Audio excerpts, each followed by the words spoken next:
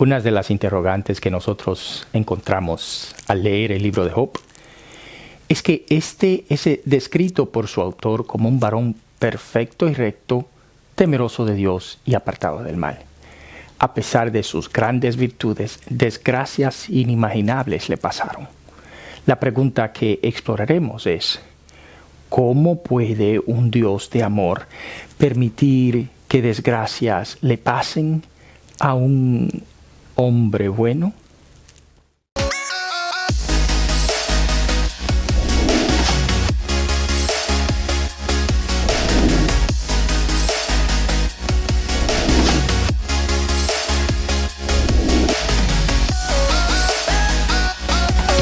Saludos mis hermanos, Dios les bendiga a todos. Un gran placer poder compartir con ustedes una vez más el libro de Job. En esta ocasión estaremos cubriendo el capítulo 34 con mi estimado hermano Carlos Gutiérrez. Dios te bendiga, Carlos. Dios me lo bendiga, Dios te bendiga, hermano Eliseo. ¿Cómo estás? Bendecido, gracias al Señor.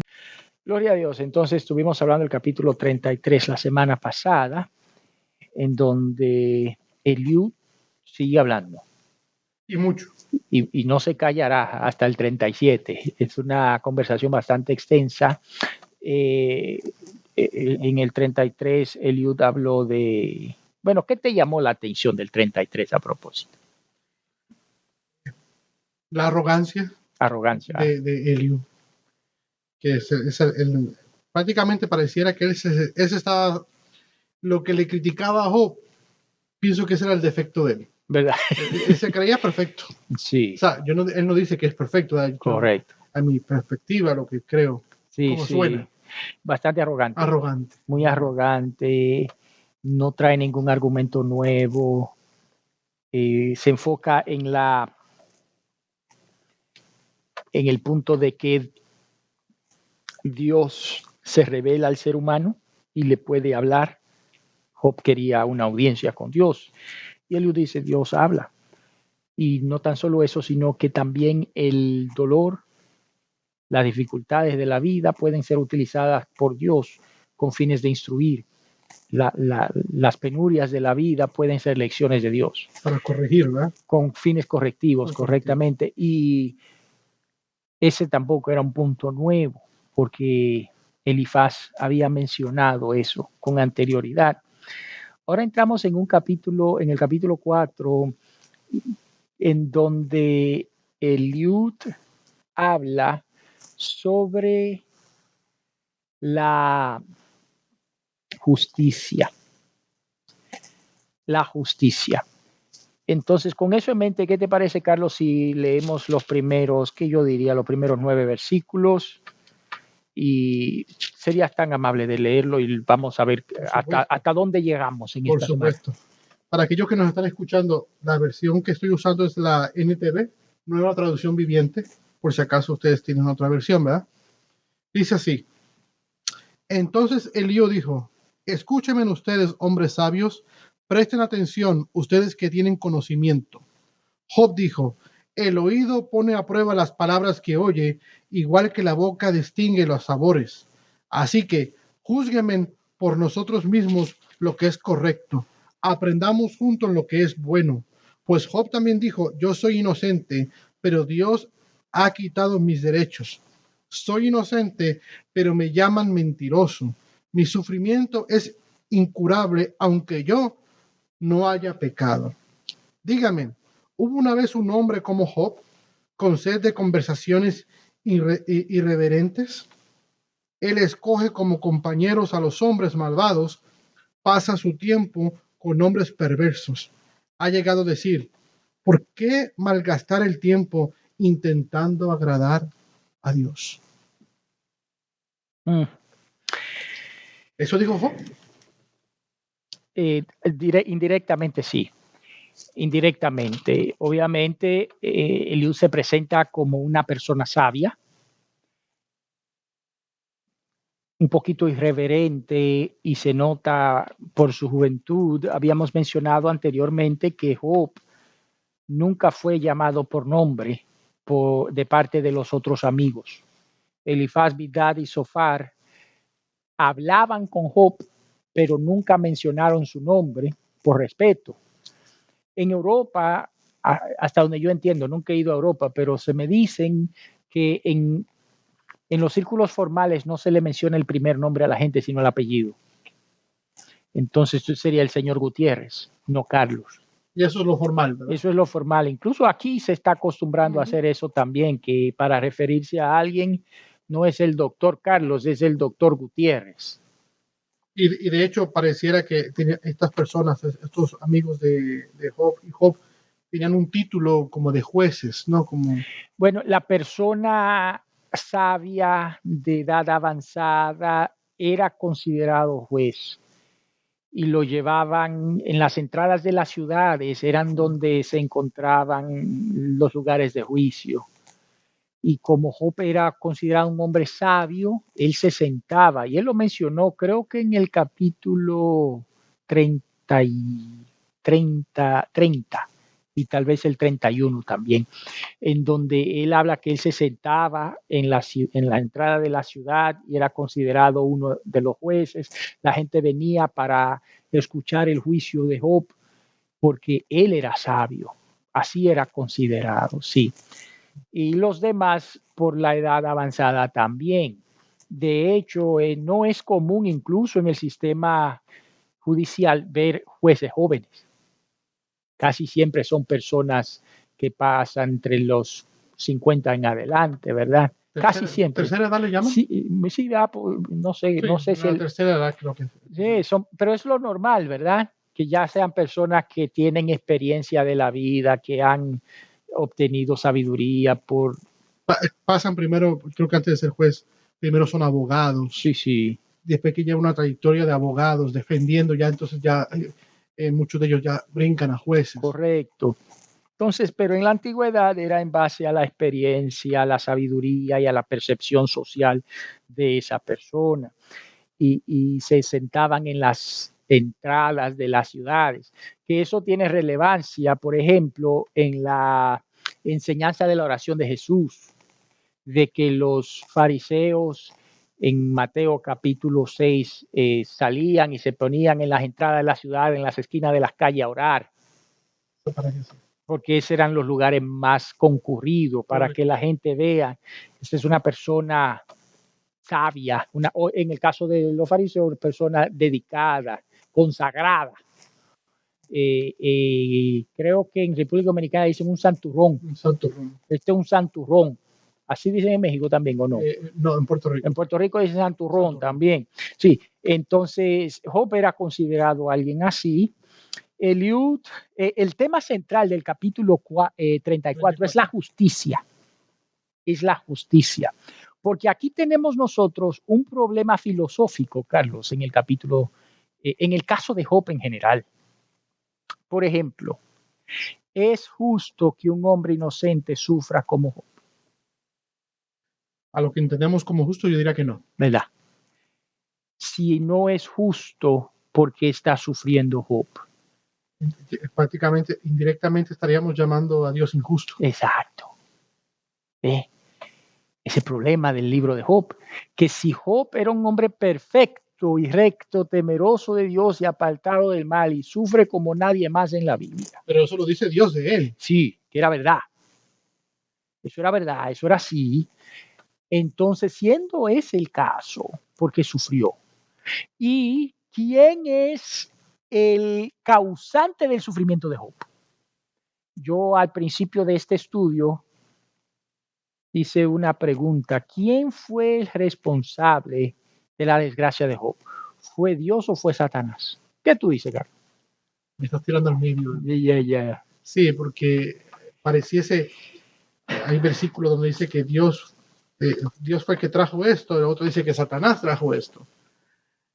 Yo creo que Satanás. Ok. Y mira, nuevamente yo dije que Job representa una dificultad filosófica. Por esta razón, ¿quién es el causante de males que uno no conoce la causa? Ejemplo, en Puerto Rico, hace un par de años, hubo un huracán, 2 huracanes, ¿verdad? el mismo año y destrozaron la isla, ¿verdad? Cierto. Fue como 2 años, ¿verdad? Unos 2 años. Sí. Sí. ¿Quién causó eso? Uno diría la naturaleza. Pero ¿quién permitió que la naturaleza hiciera eso? Dios. Ajá. Entonces, ¿fue Dios el causante de eso? Bueno, cuando, Moisés, que estaba pues, no quería hacer lo que el Señor lo quería mandar y andaba dando sus excusas, que era tartamudo o que no era fácil de hablar. Y dice, yo soy el que hago el mudo, Yo soy el que hago el mundo. el ciego. Uh-huh. Y eso uno los toma como algo, como una maldición que uno puede tener por causa del pecado. Pero aquí Dios está diciendo, yo soy el que los hago. Yo hice ciego. Sí. Y al mudo lo hice que naciera mudo. Exacto. Entonces compliquemos un poquito más la cosa. Un Dios de amor que hace un ciego, explícame eso. No, yo quiero aprender hoy.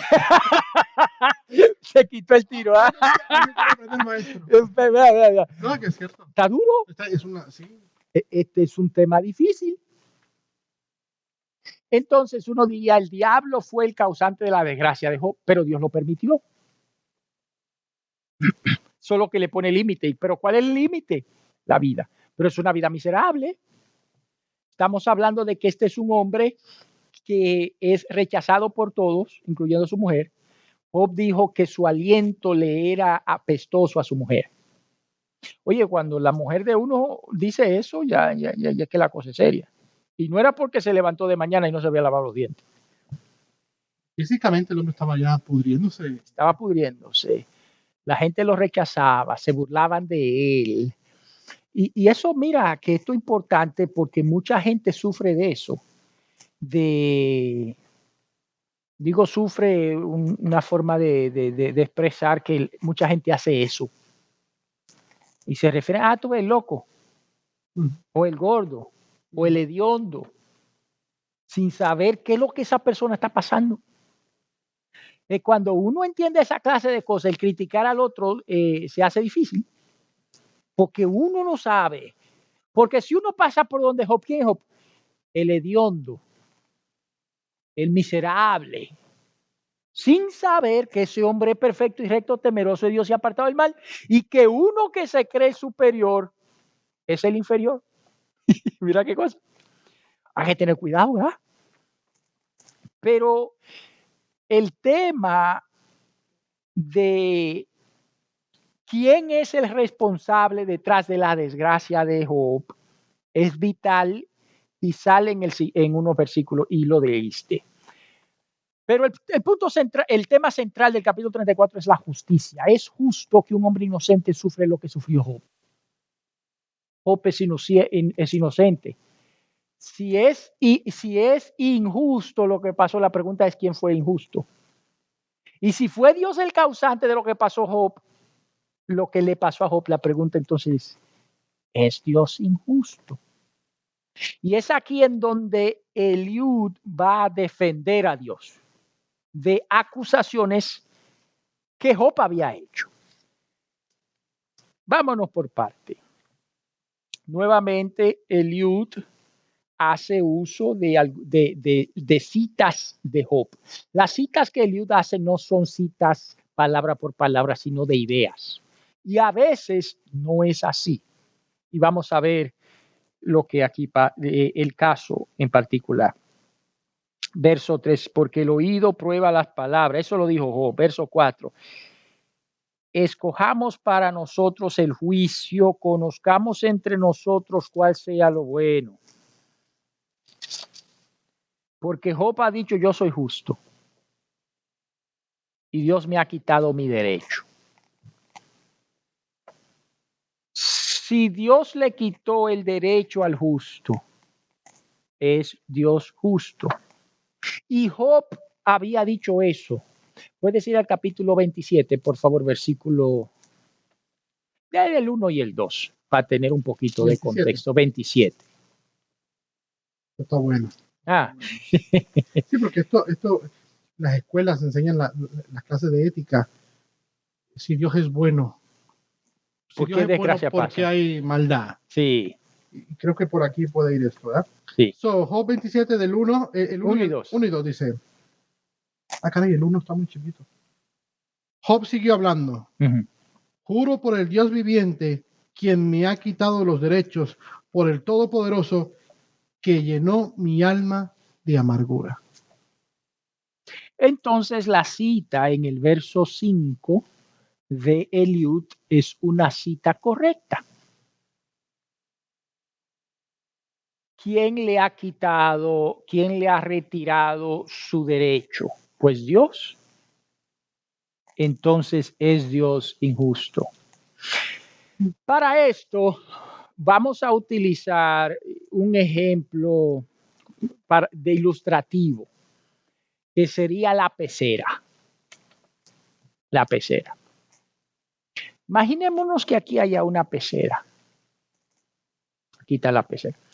En esta pecera están los seres humanos, los peces. ¿De quién es la pecera? De Dios. Okay. Y es importante tener este punto claro de que Dios es el dueño de la pecera. Puedes leerte Salmo 34, 24:1, por favor. Porque es importante que tengamos esto claro. Dios es dueño de todo. ¿24 qué? 1. 1 dice. La tierra es del Señor y todo lo que hay en ella. El mundo y todos sus habitantes le pertenecen. Léete el siguiente también, por favor. Pues él echó los cimientos de la tierra sobre los mares y los estableció sobre las profundidades de los océanos. Dios hizo el mundo y todo lo que en él hay, y por lo tanto él es dueño. Él es por sus cimientos, por sus profundidades. Sí, todo eso él lo hizo, él es el dueño. Entonces aquí tenemos la pecera que representa el mundo. Nosotros estamos en el mundo. Dios lo hizo, Dios nos hizo, Dios es dueño. ¿De qué es Dios dueño? De todo. De todo. Ok, ahora en esta pecera hay límites. La pecera es el límite. El pez no puede ir más allá de la pecera. Y dentro de la pecera el pez es libre. Pero es dentro de la pecera que el pez es libre. Porque no, y la pecera representa los límites de la libertad del pez. ¿Verdad que sí? Así es. Sí.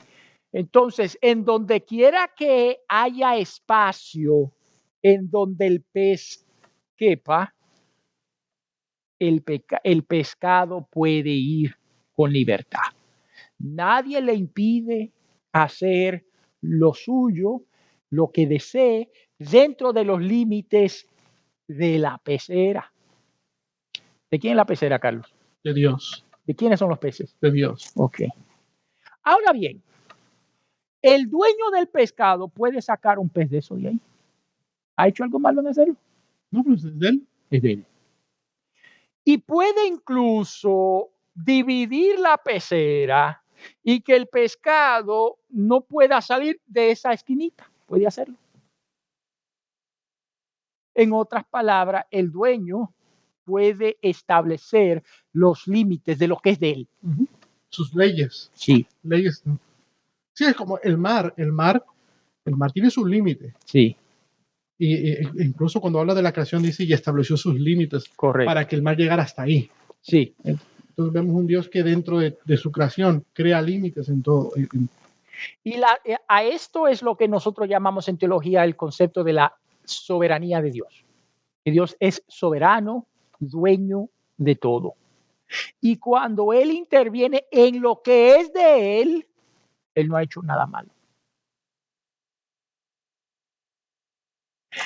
Pero que el pescado quiere navegar libre y quiere irse de este lado a aquel. No puede irse. ¿Por qué? Porque el dueño lo limitó. Volvemos al punto. ¿Hizo algo el malo el dueño en limitar al pescado? No. Está el pescado en la esquinita y los demás dicen, tú estás en esa esquina porque hiciste algo malo. Es el caso de Job, ¿verdad? Y el pescado dice, yo soy el mejor que hay. No he hecho nada malo. Y yo estoy aquí porque el que está allá arriba, el dueño del pescado, de todo, dijo que esté ahí, pero que él no directamente me puso en la esquina. Y aquí vamos a algo interesante. Usó un mediador para meterme en la esquinita para que yo no navegue con libertad. ¿Y quién fue ese mediador? El diablo. Mira qué curioso.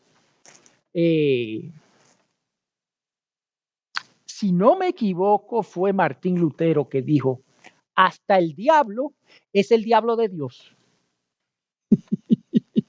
Mira qué cita más poderosa. Hasta el diablo es el diablo de Job. ¿Qué quiere decir eso? Que el diablo, y eso está claro en Job, en el capítulo 1 y 2, vemos al diablo ir a donde Dios a darle cuenta, porque el diablo tiene jefe, Dios. Y él tiene que, y Dios es que le pone los límites en la pecera al mismo diablo. O sea, el diablo también tiene cierta libertad dentro de los parámetros que Dios haya fijado al diablo para actuar. Correcto.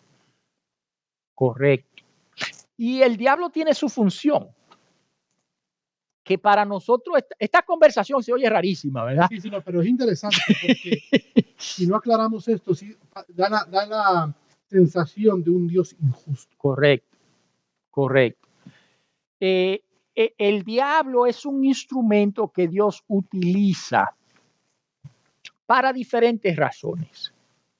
¿Por qué utilizó el diablo a Job en este caso en particular? Eso se podía expresar de otra manera. ¿Por qué permitió Dios que el diablo le hiciera eso a Dios? La respuesta exacta es que uno no sabe. Yo no sé. Habíamos dicho ya en varias ocasiones que la razón por la que Dios permitió eso no era para que Dios probarle al diablo de que Job era fiel por las razones correctas. Porque él ya lo sabía. Dios no tiene que probarle nada a nadie. Mira, eso es importante, que la gente sepa eso. Dios no tiene igual. No. ¿Quién se acerca a Dios? Nadie. Si yo fuera a comparar a Dios, ¿con qué lo comparo? Con nada. Okay. Y a mí me gusta así eso, porque vamos a este ejercicio, Carlos. Blanco, dime lo opuesto. Negro. Alto. Bajo. Rico. Pobre. Dios. Nada. Pero ¿qué diría la gente? Malo. El diablo. El diablo, sí. El diablo. ¿Pero que no? Ay, no es. No. Es que no hay nada, ni a derecha ni izquierda, que se asemeje incluso al poder de Dios. Por eso es que en Isaías 43, si no me equivoco, para describir la magnitud del poder de Dios, oye, utiliza ejemplos como las islas son menos que nada. La Antártica es una isla, Carlos. Australia es una isla. Oye, estamos hablando de que Australia es un pedazo de tierra grande. No sé si Isaías dice que el cielo es su trono y la tierra el estrado de sus pies. Es que Dios es excesivamente poderoso. Con Él no hay punto de referencia. Por eso es que cuando incluso comenzamos nosotros a hablar de Dios, hay baches, hay cosas que no se pueden hablar. Y a eso se debe que por ejemplo, en mi caso en particular, Carlos, que yo creo en la Trinidad, ¿verdad? Yo, en mi opinión personal, para mí es evidente que hay una Trinidad. Ahora explícame eso, yo no puedo. Pero que incluso el que no cree en la Trinidad tiene el mismo problema que yo, que no puede explicar a Dios. Él es único. Él es único y ese es el punto. Decía alguien que si el día que alguien pueda explicar con su mente limitada a Dios, en ese momento esa persona se convierte en Dios. Correcto, correcto. Mucho mayor que Dios mismo. Entonces, el diablo es un instrumento que Dios usa para qué sé yo. A veces usa para uno acercarse a Dios. Por ejemplo, la desgracia de la vida, los estudios de evangelización muestran que la mayoría de gente se acerca a Dios durante el momento de crisis. Hay un divorcio. Mira, el divorcio es un instrumento para que la gente se acerque a Cristo. La muerte de un hijo es un instrumento para que la gente se acerque a Cristo. La desgracia de la vida, porque cuando vienen las bendiciones, ¿qué hace la gente? Esa parte. Se apartan. Esa parte. Porque no lo necesitan. No necesitan a Dios. De hecho, la iglesia primitiva en los hechos creció abismalmente en momentos de persecución. Correcto. O sea, no la tenemos como fácil como ahorita, ¿verdad? Que yo puedo tener una Biblia y podemos ir a la iglesia, nos congregamos y alabamos al Señor. En aquel momento, el hecho, y hay lugares, ¿verdad? Que solamente tener la Biblia ya estás condenado. Correcto. Te meten preso. Entonces, mira cómo entonces hay desgracias causadas por el diablo, porque el divorcio no viene de Dios, ¿verdad? Los maltratos no vienen de Dios. Los asesinatos no vienen de Dios, pero causan que la gente se acerque a Dios. Entonces, por eso es que hay un término en inglés que yo no sé cómo se dice en español, pero en inglés le dicen fortuitous. Y fortuitous quiere decir sin propósito. En la filosofía de la moralidad se habla de el mal sin propósito. Y lo que el cristiano entiende es que el mal sin propósito no existe. Porque el filósofo ateo dice, bueno, hubo un huracán que mató a miles de personas. ¿Qué bien surgió de eso?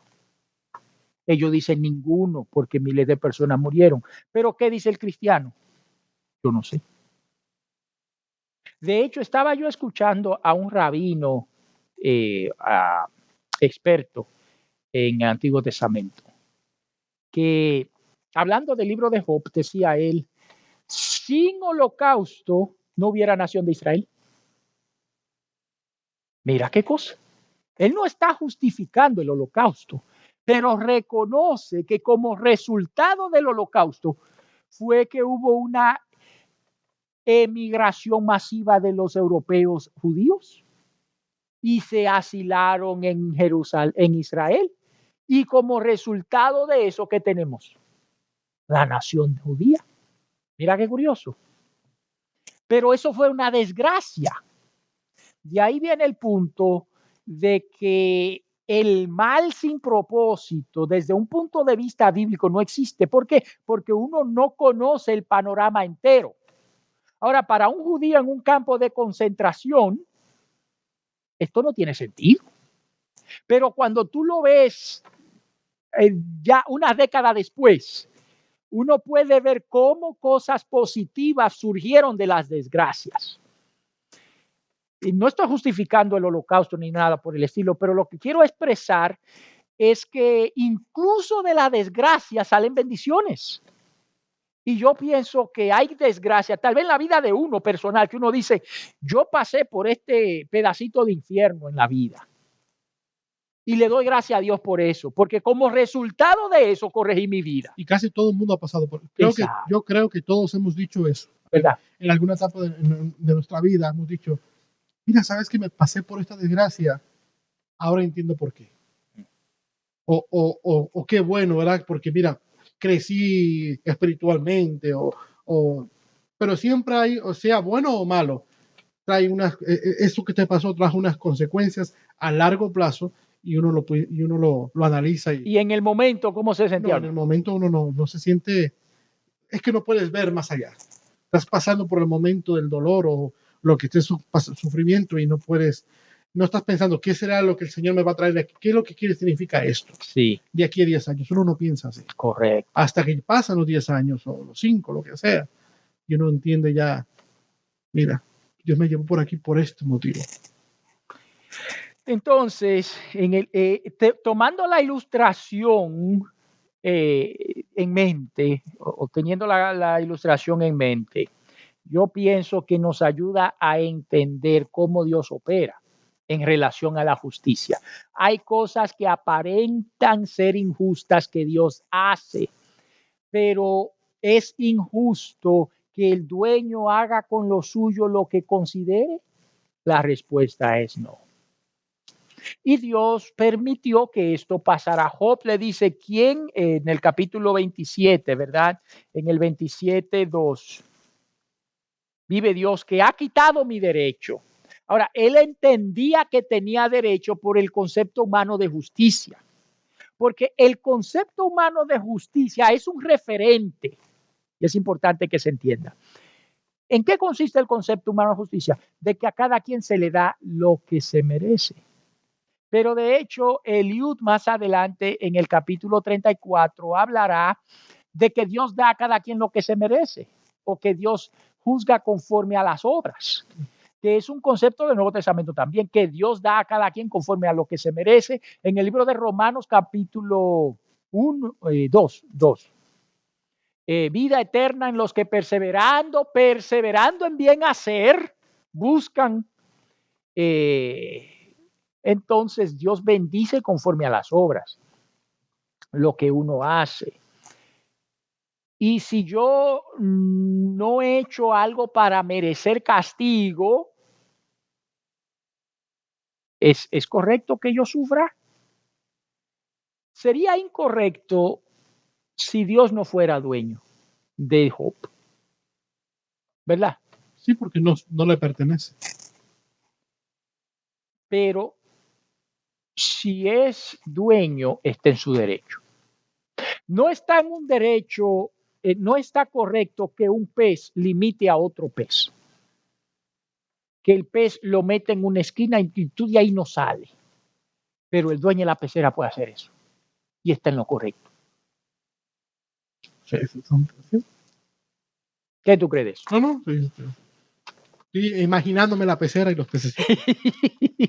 Pero sí, es que no es que sea confuso, sino que cuando lo miras del lado humano y uno se encierra en esa parte y no se analiza el panorama en el cual el entorno, y que estamos en este caso la pecera es el mundo, estamos en este mundo y en un mundo caído, en un mundo que se salió del orden por el cual fue creado.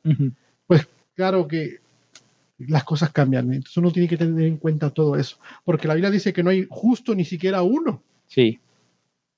Entonces, si a Job se le da lo que se merece, pues la Biblia dice que todos merecemos muerte. Eso está claro. El asunto de Job es como lo describe como perfecto y recto, temeroso de Dios y apartado del mal y que toda esa desgracia le vinieran. Pero nuevamente Dios es dueño de Job. Y tú, si a ti te da la gana, tú agarras tu carro con un mazo y le cae a mazazo. ¿Hiciste algo malo? No, es mío. Es tuyo. De hecho, no sé qué parte de la Biblia dice que dice, cuando el barro le va a decir al alfarero, ¿por qué me hiciste así? Exacto. Cuestionarle a... Es que el dueño hace lo que él quiera. Y eso es precisamente lo que nosotros vemos aquí. En la pecera tú eres libre, pero él puede meterse en la pecera cuando él quiera y hace lo que él quiera con sus pescados. Y fíjate qué curioso, porque mira qué vaina, Carlos, que uno canta y no cree lo que canta. Aquí te va este canto. Yo soy tu vaso, Señor. Haz de mí lo que quieras. Dame la forma que quieras porque tú eres el alfarero, ¿verdad? Sí. Ellos creen eso. Si fuera así, entonces no nos quejaríamos tanto, ¿verdad? ¿Por qué el Señor? ¿Por qué me pasa así? Uno canta y no se da. Obviamente son cantos bíblicos basados en Jeremías. Pablo habla de eso. O sea, son cosas así. Eso es así. Pero uno no sabe lo que canta y no cree lo que canta. Porque si fuera así, exactamente lo que tú dices no pasaría. Yo soy tu vaso, Señor. Haz de mí lo que tú quieras. Rómpeme y hazme de nuevo. Y ese rómpeme. ¿Qué significa? ¿Tú conoces a alguien que quiera que Dios lo rompa? No. No. Pero sé quién lo canta. Yo lo canto. Pero tú no quieres que Dios te rompa. Ahora sí, tienes razón. Muchas veces cantamos Uno no sabe lo que dice. sin pensar. Sí, sí, Y no que está mal el canto. El canto es así. Y esa tiene que ser la actitud. Pero uno no lo cree. Uno canta, pero no lo cree. Porque si lo creyera, bueno, Señor, rómpeme. Cuando ahora es como que uno dice, yo quiero anhela ir al cielo para pasar la eternidad con Cristo, ¿verdad? Y le da una gripe y no sale de un médico. Y algo pasa y le tiene terror a la muerte. Y oren por mí para que me sane. Sí. No estamos en contra de que la gente tome medicina. No estamos en contra de que la gente se cuide. Pero la actitud es que yo quiero ir al cielo, pero no me quiero morir nunca. Entonces, ¿cómo quieres ir al cielo? A menos que Cristo venga, hay que pasar por la muerte. Entonces, uno tiene que pensar lo que está diciendo. Wow. Pero ese es el punto aquí, ¿no? De que el youth quiere entonces Defender la causa. Defender a Dios. Que Él no es injusto. Que Él no es injusto. Y Dios no es injusto. Pero aquí vamos otra vez. Es que Dios no necesita que lo defiendan. Uno proclama la verdad. Pero Dios se defiende solo. Sus actos hablan por sí mismo. Verso 5, yo soy justo y Dios me ha quitado mi derecho. Pero yo creo que la palabra mi derecho ya aquí es una palabra fuerte. Porque aunque Dios nos ha dado libertades, pero esas libertades están sumisas a su señorío. Verso 6, ¿qué leíste en el verso 6, mi hermano? Dice, soy inocente, pero me llaman mentiroso. Mi sufrimiento es incurable, aunque yo no haya pecado. Aquí es importante que Job nunca dijo que nunca había pecado. Esto de hecho es una presuposición que él está haciendo. Job, de hecho, había mencionado en el 31 que él había pecado, pero que no lo encubría. Que es lo que, Carlos, tú haces eso a veces. ¿Te encubro mi pecado? Sí.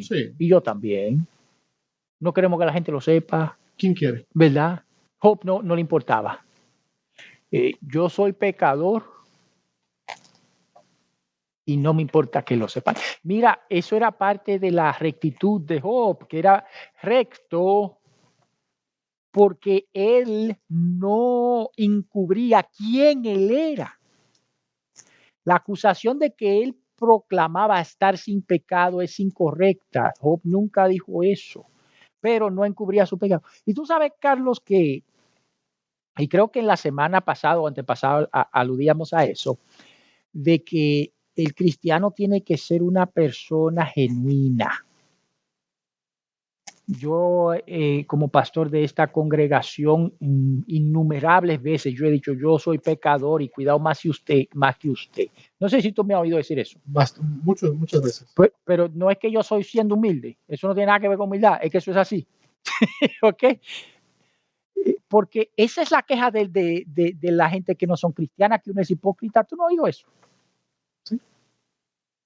No sé que yo, mirando aquí la palabra perfección, entonces, perfección no es que sea sin pecado, recto o perfecto delante de Dios. En este caso, como que implica como, por ejemplo, la Biblia dice que Dios vino a buscar una iglesia sin mancha y sin arruga. Pero la iglesia está compuesta de pecadores, nosotros que hemos fallado. De gente mala. Entonces, ¿qué se refiere sin mancha y sin arrugas? Se refiere a una iglesia que no sea hipócrita, una iglesia que cuando comete sus errores, sepa, no los encubra, sino que constantemente estemos pidiendo perdona al Señor por nuestras faltas. Pero en esa frase que tú mencionaste hay algo interesante. Tienes una hija. Tiene mucho defecto tu hija. Casi no. No, tiene sus defectos, sí. Sí, tú puedes comenzar a enumerar. No me digas, pero pregunto. Si tú comienzas a pensar, tú puedes Sí, muchos defectos. sí, no. Cosas actitudes que no me gustan, que sé que tengo que trabajar con ellas, sí. Pero son tu problema o ella. Por ahora, como es pequeña, es problema de ella, pero es mi responsabilidad Ya, de trabajar con ella para... ya. Mira qué interesante. Usted, no sé si tú has visto, porque eso va por un lado y no tiene que ver con tu hija a propósito. No. Y perdona que No, lo no, sé no, yo no como ejemplo. Espero que tu mujer me perdone. sé. Yo hablo Mira. con ella ahorita. Mira, este es el punto. Cuando tú ves a una bebé, tu hija bebé, oye, qué hermosa, ¿verdad? Es perfecta. Tú no has oído gente decir, ay, está perfecta el bebé, o es perfecto, sí. ¿Está perfecto? No, pero se percibe así. Yo veo a mi hija, oye, está perfecta la niña que Dios me dio. Y no sé si tú has pensado así. ¿Tú te has llegado a ese pensamiento? Sí. Pero uno sabe que no. Pero cuando tú lo ves con el ojo de padre, todas esas imperfecciones, Sí, el amor. el amor. El amor de padre le borra esas imperfecciones. Porque la única razón por la que tú pensaste en imperfección fue porque yo te pregunté. Claro. No es natural pensar en eso. No de tu hija. La del otro sí. Pero de la tuya no. Es cierto. Es así. Es que somos seres humanos y así somos. ¿Verdad? Hay un hermano dominicano humorista que dice, es que somos así. Es que somos así. Y Dios ve a la iglesia sin mancha y sin arruga. No es porque no tenga. Es porque así la ama. Qué grande es el amor de Dios. Porque si en la iglesia que yo esté no es una iglesia sin mancha y sin arruga, tiene mucha arruguita y tiene mucha mancha. Hay que meterle cloro. Sí, vamos a meterle cloro a esta iglesia. Hay que echarle cloro porque yo la ensucié. Mr. Clean. Sí. Pero Dios la ve así. Es más una reflexión del amor de Dios que otra cosa. Fíjate qué curioso. Pero de todos casos, tal vez nos desviamos del tema, qué sé yo. No sé. Yo sé que la traje, ¿verdad? Pero esa es la realidad. Es que la perfección en el caso de Job no tiene que ver con no tener faltas. Que de hecho el término en hebreo y en griego significan lo mismo. En griego es telos, si no me equivoco, que tiene que ver con madurez. Y el mejor ejemplo de eso es el aguacate, que a ti y a mí nos gusta tanto. Tú te has comido un aguacatico verde. Verde no. Te impresionaste, no era lo que estaba esperando. No. Un aguacatico verde. No se puede. No. Pero y el aguacate verde no se cae. Necesita una fuerza increíble para caerse. Con el tiempo ese aguacatico va absorbiendo los nutrientes de la planta. Y para los hermanos que no ven, que no crecieron en Latinoamérica ni en el campo ni nada, la mata de aguacate crecen y mucho. Es un palo. Un árbol grande. Hay que son grandísimos, hay que son chiquitos, pero por lo general son grandes. No es que déjame agarrar un aguacate, no tiene que subirte. Sí. Y absorbe esos nutrientes y se va poniendo suave. La conexión entre la planta y el fruto se hace débil. ¿Por qué? Porque está entrando en una etapa de madurez. Ándale. La planta ya está entendiendo, tú no me necesitas. Tú ya estás a otro nivel. Tú ya estás listo para el plato de arroz blanco. El arroz con gandulito o el taquito. Sí. Eso es la perfección en Cristo. La perfección en Cristo es madurez. No es que ese aguacate que ya está, que se está por caer, que tú lo quitas, es posible que no sea perfecto, pero es maduro. Sirve su propósito. El verde no, eso no se puede usar. Y Job era perfecto en ese sentido. Era un hombre que entendía quién Dios era, que entendía su función como hijo y que la cumplía, un hombre maduro. Por eso es que era recto. ¿Tú has visto una persona recta y madura? No existe, porque las dos cosas no pueden juntarse. El que es recto no es inmaduro. Y el que es maduro, por ende, es recto. Porque si no es recto, entonces no es maduro. Así es. ¿Y cómo llegó a ser perfecto y recto? Siendo temeroso de Dios y apartándose del mal. Lo podemos ver cuando cuando sus hijos estaban vivos, él hacía sacrificios para sus hijos. Él entendía que había una vía para aquellos que se desviaban del Señor, había una fórmula para, para, para el perdón de los pecados, para acercarse a Dios de nuevo, a través del sacrificio. Sí. Y él lo hacía, me imagino que lo hacía para sus hijos y para él mismo. Sí, entonces vemos en Job que no era una persona perfecta en el sentido que nosotros usamos la palabra perfección, y es aquí en donde Eliud se equivoca, diciendo que yo no he pecado. Job nunca dijo eso. De hecho, retamos a cualquier persona que pruebe que Job dijo que no había pecado nunca. Okay. Lo que Job aboga es que la desgracia no le vino por pecado, porque entonces dime cuál. No que nunca había pecado, pero esa desgracia no le vino por eso. A no ser por pecados de la juventud, y él dijo eso incluso, cosa que él había hecho desde cuando, quién sabe cuándo, y eso era una posibilidad, pero de su estado actual él no reconoce cuál era el pecado por el cual estaba pagando.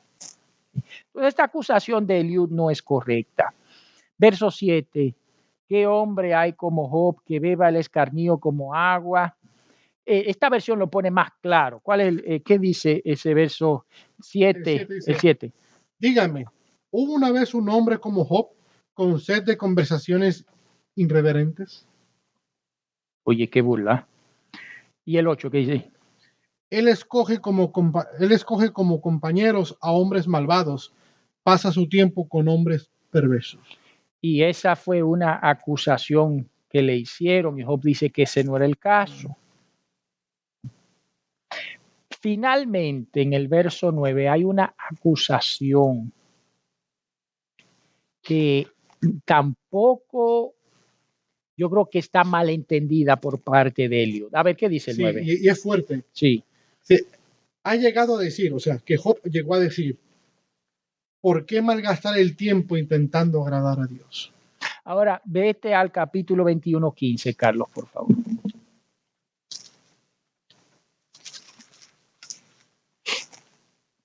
(21:15) de Job, ¿verdad? Sí. Vamos a ver. Ok, dice así, 21:15 dice. ¿Quién es el Todopoderoso y por qué debemos obedecerle? Hasta el 17. ¿En qué nos beneficiará orar? Creen que su prosperidad depende de ellos, pero no tendrá nada que ver con esa forma de pensar. Sin embargo, la luz de los malvados parece no extinguirse nunca.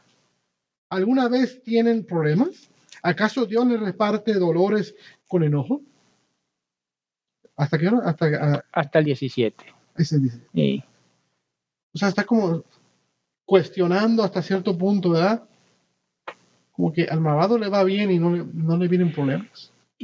Pero yo creo que lo que Eliud está diciendo aquí es fuera de contexto, porque ciertamente Job dijo algo parecido a eso.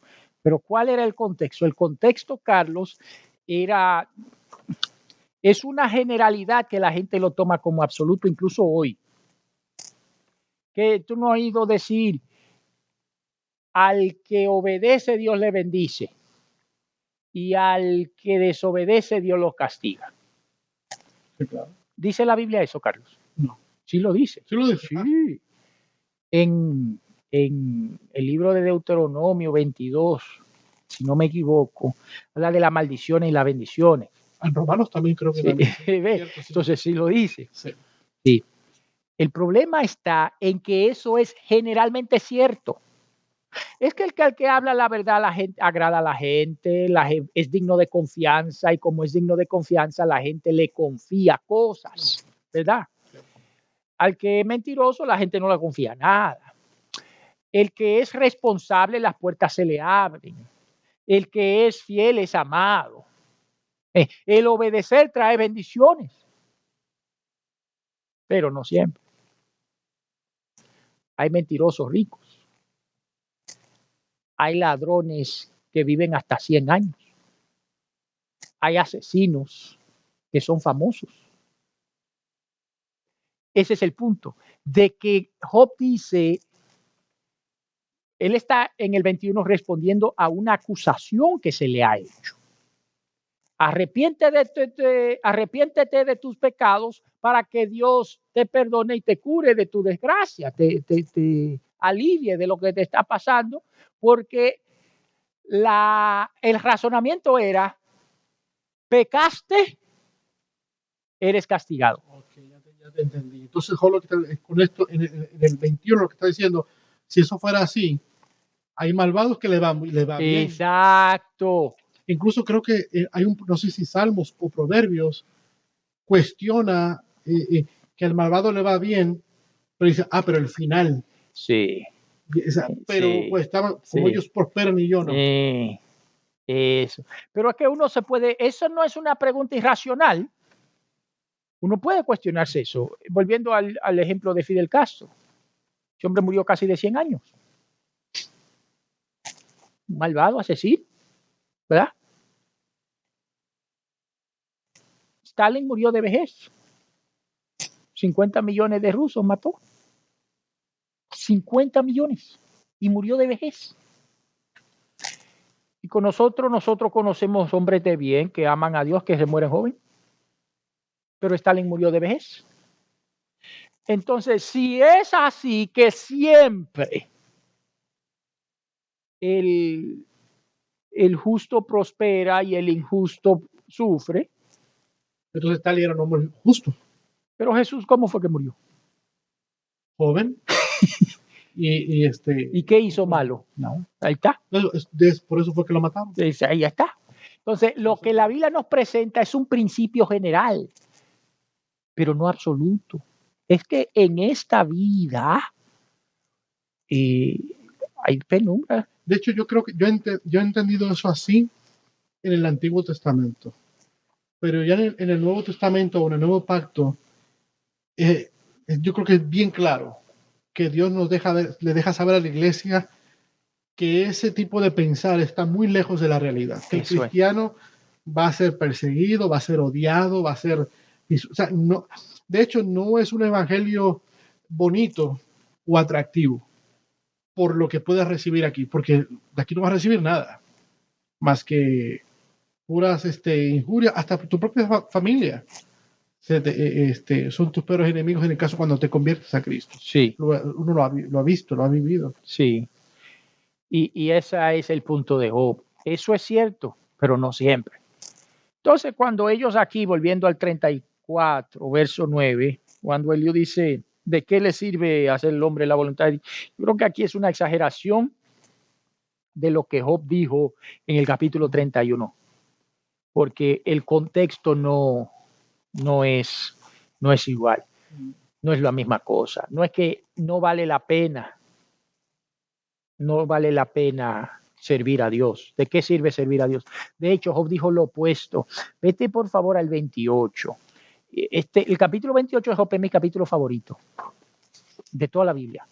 28. Eso es hermoso. De toda la Biblia. De toda la Biblia. Aquí estamos. Pero léete los últimos, déjame ver. Vete el 26, 27 y 28. Dice, hizo las leyes para la lluvia y trazó un camino para el rayo. Entonces vio la sabiduría y la evaluó, la colocó en su lugar y la examinó cuidadosamente. Esto es lo que Dios dice a toda la humanidad. El temor del Señor es la verdadera sabiduría. Apártese del mal, es el verdadero. Apartarse del mal. es el verdadero entendimiento. Aquí no estamos hablando de un hombre que no entendía las cosas. Es que Job no era un tonto ni un... No, ese hombre sabía lo que estaba hablando. Él no es que servir a Dios era una pérdida de tiempo. ¿De qué vale servir a Dios si al malo le va bien? Ese hombre entendía el valor de la obediencia. Y la valoraba. Sí. Dice que eso es la sabiduría. Sí. Mira, que difiere de Salomón. Porque Salomón tal vez leyó a Job. Porque Job fue escrito antes de Salomón. Y en Proverbios Salomón dice, el principio de la sabiduría es el temor de Jehová. ¿Y qué dice Job? No, el temor del Señor, eso es sabiduría. Y el apartarse del mal, eso es inteligencia. No es principio, es que eso es. Es que si tú no temes a Dios, tú no ni has comenzado ni va a llegar. Sí, Job lo lleva a otro nivel, mucho más amplio. Sí, más. Sí. Entonces, yo creo que lo que Eliud está diciendo aquí en el versículo 9 no calza realmente. No. Contradice este versículo. Sí. Sobre lo que Job creía de lo que era servir a Dios. Si tú has dicho no vale la pena. No, es que eso es sabiduría, eso es inteligencia. ¿Cómo voy a decir eso? ¿Cómo vas a decir eso? Exacto. Es lo que estaba dejándole saber a Eliud. Si como tú estás examinando, tú y tus amigos están examinando lo que es correcto, o alguien que pecó y no pecó, entonces explícame tú cómo los malvados, que me imagino que ustedes tienen que conocer unos cuantos, les va bien. Sí. Y eso hay que explicarlo. Y mira que hay gente cristiana que siguen diciendo vainas así. De que no, que el cristiano ni gripe le da. Y si le da es porque no tiene fe. Tú no has oído vainas así. Ay, qué herejía. Tú, Y mira, gente de Dios. O una madre que ama al Señor, que crió a sus hijos en el temor del Señor y están enfermos. Y tú le dices que por falta de fe. Es un insulto. Es un insulto, sí. Es un insulto, eso es malvado, eso es hasta maldad, porque le hiere el corazón de esa mujer. Estás haciendo como los amigos de Eliud, cuestionando. Los amigos de Job. Los amigos de Job, cuestionando a Job su santidad o su relación con Dios. Sí. No, que tú no te sanas porque no tienes fe. ¿Y el que nace enfermo? ¿Por qué nació así? ¿Por falta de fe? Sí, hay que tener mucho cuidado. Sí, las palabras importan. Y ese es por la razón por la cual Job quiere defender su causa. Sí. Porque la acusación que se le está haciendo es injusta. La acusación es injusta. Correcto. No lo que le está pasando a él, sino por lo que lo están acusando. Correcto. Yo creo que ya hasta aquí tenemos que dejar esto. Vamos a, Carlos, ¿qué tú crees que es de importancia que recordemos de lo que hemos cubierto hasta este punto? El 34. Sí. Recordar que la pecera es de Dios y los peces también. No, recordar que Dios no es injusto y que Él es el dueño de todo y Él hace con nosotros, con su creación, lo que Él quiera. Tú querías decir lo que le dé la gana. Eso iba a decir, pero pues ya yo lo hice. Lo dije. Es que Él es dueño. Él quiera. Sí. El dueño del carro lo usa cuando quiera. Y si no lo quiere usar, no lo usa. Pero aún usándolo Dios como quiera, no lo convierte en injusto. Correcto. Porque Él es dueño. Porque Él es el dueño. Si no fuera dueño, fuera injusto. Es como el ejemplo de Jesús cuando sale a emplear jornaleros. Se va temprano en la mañana, tú 20. Se va en la tarde, tú 20. Ya de nochecita, tú 20. Y a todos le paga lo mismo. Y el que llegó primero se queja, pero le está dando al último lo mismo. Y dice Jesús, hombre, no te di lo que era justo. No quedamos en tanto, sí. Te di tanto, sí. ¿Y cuál es el problema? Y si yo quiero darle a aquel lo que yo quiera con lo mío, no puedo hacerlo. ¿Te acuerdas? Que aunque no trabaje, si yo lo quiero, la plata es mía. Sí. Jesús fue el que dijo eso. Exacto. Obviamente yo estoy parafraseando, pero eso fue lo que quiso decir. Él hace con lo suyo lo que él quiera.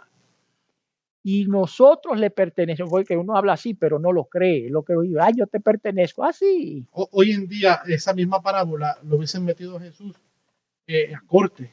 Lo Por hubiesen llamado injusticia. racista o lo hubiesen llamado sí, porque no. Sí, discriminación.